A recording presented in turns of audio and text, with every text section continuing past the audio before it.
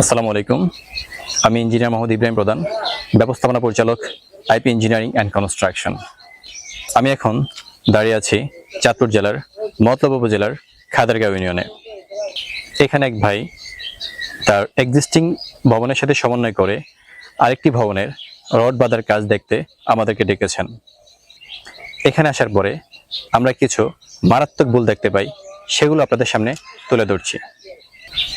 রডকে স্ট্রাকচারের tension load বহন করার জন্য ব্যবহার করা হয়। রড যেন এক রড থেকে অন্য রডে লোড ট্রান্সফার করতে পারে, সেই জন্যে বিএনবিসি কোড অনুযায়ী রডের ল্যাপিং জোন ও ল্যাপিং লেন্থ জানা থাকা দরকার। সম্মানিত দর্শকবৃন্দ, আমরা এখানে দেখতে পাচ্ছি এটি হচ্ছে এক্সিস্টিং বিল্ডিং এর স্ল্যাবের সাথে নতুন বিল্ডিং এর ভীমের সংযোগস্থল। এখানে ভীমের মধ্যে 12 মিলি রড ব্যবহার করেছেন। এখানে আমরা দেখতে পাচ্ছি তাদের যে 12 মিলি রডের যে ল্যাপিং দেওয়া হয়েছে, এখানে 8 ইঞ্চির মতো ল্যাপিং দেওয়া হয়েছে, যেটি আসলে কোনোভাবেই গ্রহণযোগ্য না। আমরা জানি 12 মিলি রডের টেনশন জোনের সর্বনিম্ন ল্যাপিং লেন্থ হচ্ছে 23 ইঞ্চি, এখানে 8 ইঞ্চি দিয়েছে। অপর্যাপ্ত ল্যাপিং এর জন্য দুটি স্ল্যাবের সংযোগস্থলে এই ল্যাপিং জোনের মধ্যে ফেল করবে। তাই আমরা এই ধরনের প্রবলেম থেকে সলিউশনের জন্য অবশ্যই আমরা ল্যাপিং লেন্থটিকে নিশ্চিত করব, যাতে পর্যাপ্ত ল্যাপিং লেন্থ পায়। আমরা এই বিষয়টি খুব সাবধানতার সাথে খেয়াল রাখবো।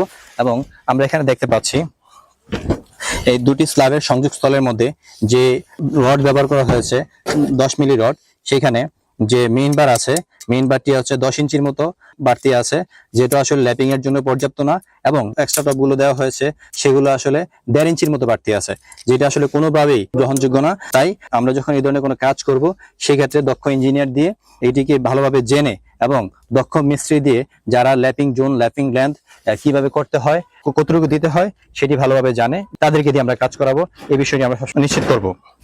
এখানে আমরা আরো দেখতে পাচ্ছি এই স্ল্যাবের বিমের বাহিরে প্রায় 5 ফিটের মতো ক্যান্টিলিভার স্ল্যাব বাড়তি আছে, যেখানে মিস্ত্রি বলতেছেন যে ছাদের যে 10 মিলি রড আছে, সেই 10 মিলি রডের মাধ্যমেই 10 মিলি এক্সট্রা টপ দিয়ে তারা এটিকে কাস্টিং করবে। আপনারা যারা এই বিষয়ে অভিজ্ঞ, তাদের কাছে প্রশ্ন রইল, এটিকে আদৌ টিকে থাকবে?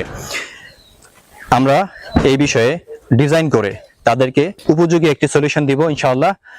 আপনারা যদি এরকম টেকনিক্যাল বিষয়ে সমস্যার সমাধান পেতে চান, আজই যোগাযোগ করুন আমাদের সাথে। আমরা আছি আইপি ইঞ্জিনিয়ারিং অ্যান্ড কনস্ট্রাকশন, আপনাদের যে কোনো সমস্যার সমাধানে। আজ এই পর্যন্তই, দেখা হবে পরবর্তী কোনো একটি ভিডিওতে। ততদিন পর্যন্ত ভালো থাকবেন, সুস্থ থাকবেন। আসসালামু আলাইকুম।